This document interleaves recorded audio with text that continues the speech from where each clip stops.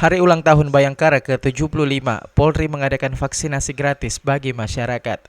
Sebanyak 600 orang ditarget untuk Senin 14 Juni, masyarakat yang akan divaksin berbondong-bondong datang di lokasi vaksinasi.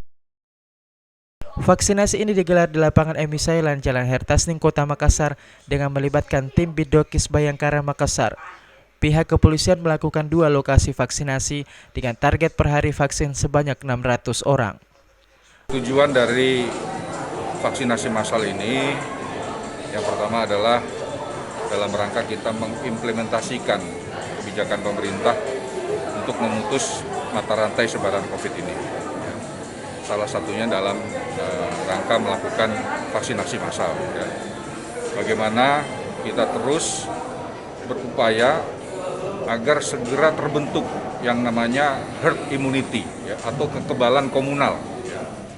Sehingga kalau sudah terbentuk herd immunity ini, masyarakat sudah bisa beraktivitas dan ini tentunya akan membantu perekonomian.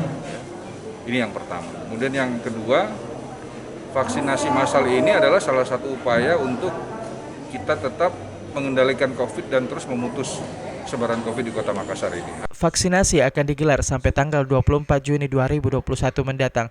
Hal ini dilakukan oleh pihak kepolisian sebagai bentuk memerangi COVID-19.